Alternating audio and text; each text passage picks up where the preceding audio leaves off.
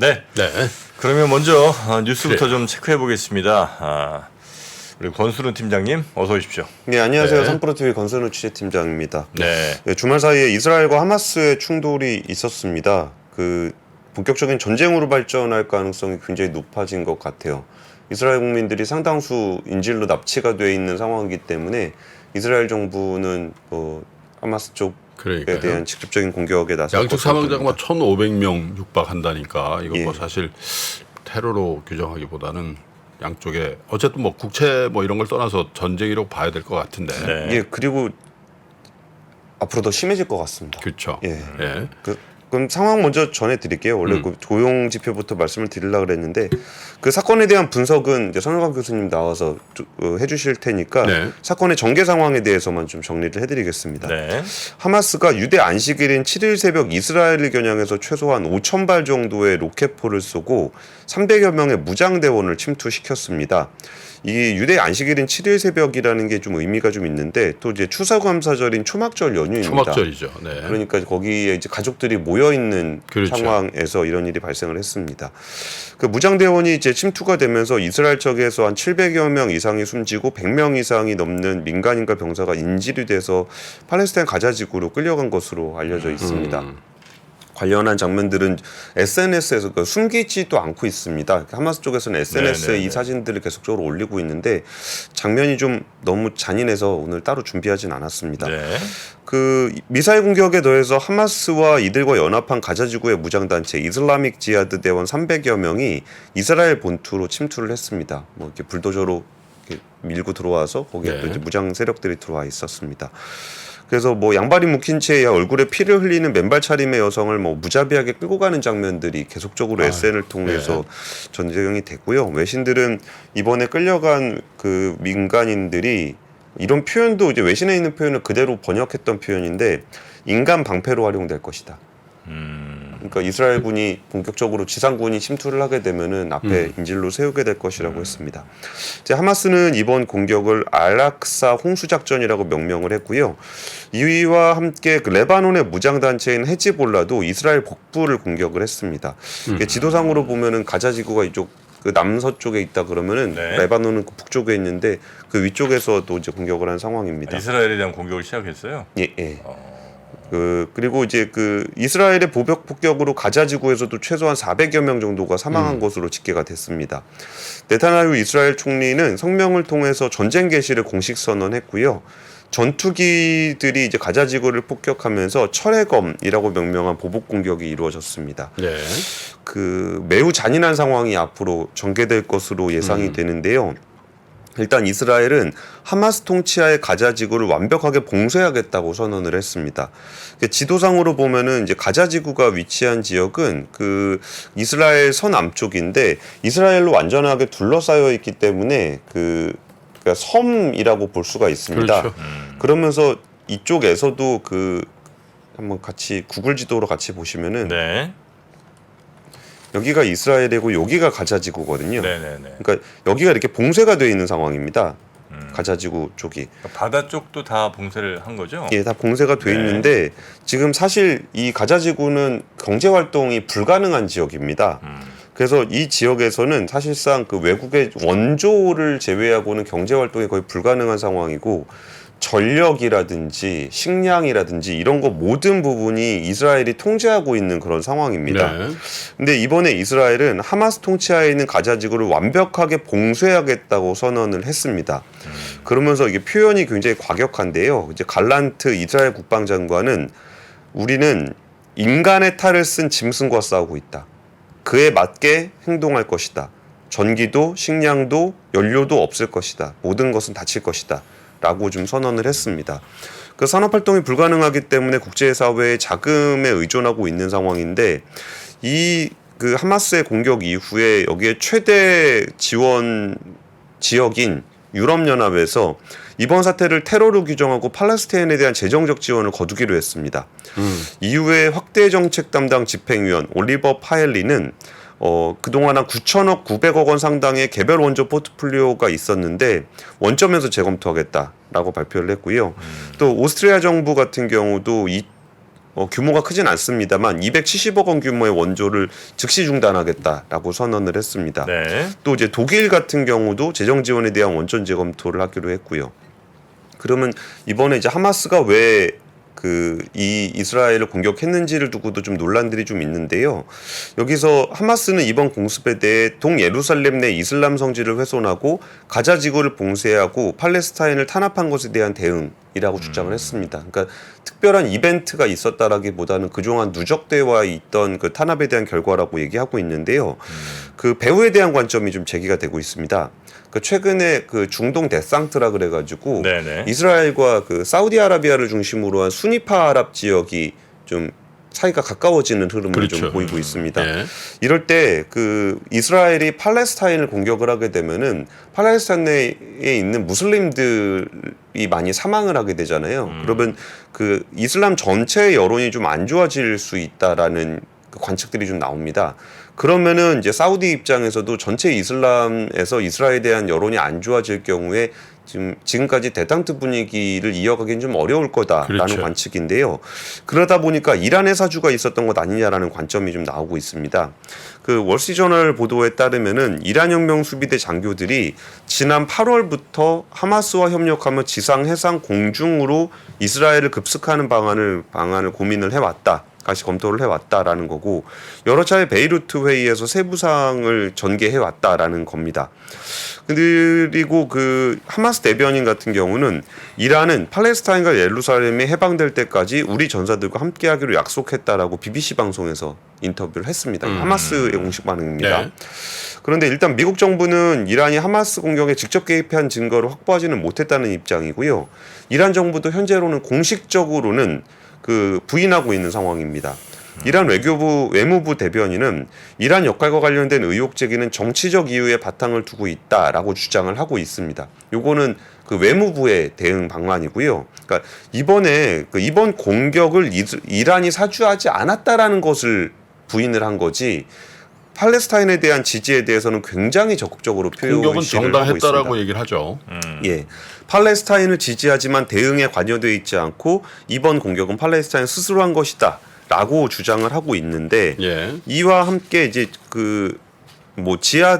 이슬라믹 지하드라든지 하마스에 대해서 자금과 무기를 지원하거나 하는 부분에 대해서는 전혀 숨기고 있지 않습니다. 네. 그리고 이번에 팔레스타인이 공격을 한 부분에 대해서도 그 이스라엘의 그동안 탄압에 대한 정당성에 대한 이스라엘이 탄압을 했기 때문에 네네네네. 이번에 공격을 한 것이다라는 정당성에 대해서는 그 주 유엔 이란 대표부가 지속적으로 강조를 하고 있습니다. 네.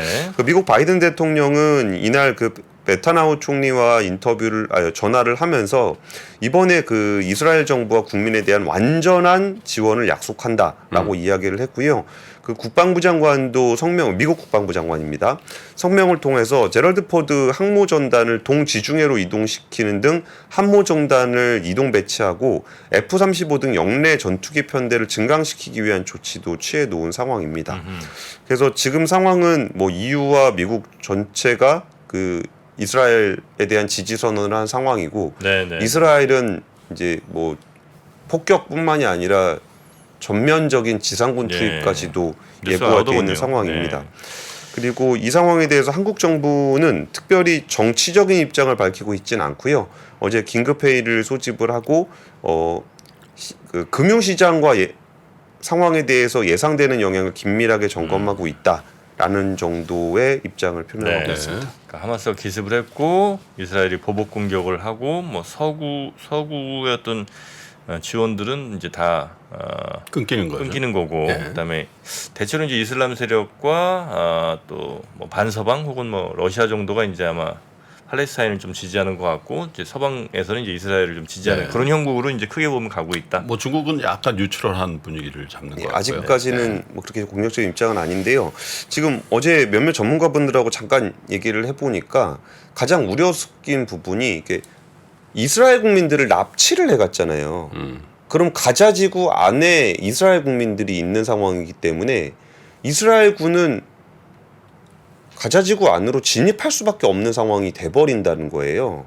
그러면 이스라엘이 여기서 지상군을 투입하고 지금 가자 지구에 대해서 지금 그 소개령을 내렸거든요. 빨리 떠나라. 거의 한 230만 명 정도가 이제 가자 지구에 살고 있는데 떠나라고 경고하는 거는 떠나라는 의미이기도 하지만 그 지역에 대해서 민간인을 가리지 않겠다라는 의사표시이기도 하거든요.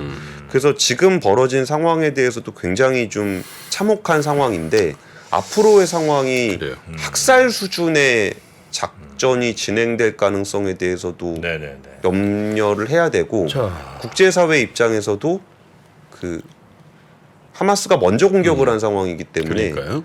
그 정당성에 네네. 있어서도 조금 쉽지 않은 예, 상황이라는 조금 얘기를 하고 더 있습니다. 깊이 있는 분석은 고려대학교의 성일관 교수님 모시고 네. 더 얘기를 나눠보고 아, 나머지 예. 뉴스 가보죠. 예, 뉴스 좀 빨리빨리 전해드리겠습니다. 오늘 네. 뉴스가 좀 길었는데 일단 원래 마감일이 7일이었습니다. 그 삼성전자와 SK하이닉스가 중국 공장에 미국산 반도체 장비 공급을 이 마감이 되는 날이 7일이었거든요. 아, 10월 7일이었죠. 네. 예, 근데 이 부분에 대해서 미국 정부가 그 중국 현지 공장의 미국산 반도체 장비 규제를 사실상 무기한 유예하겠다라고 최종 통보를 했습니다.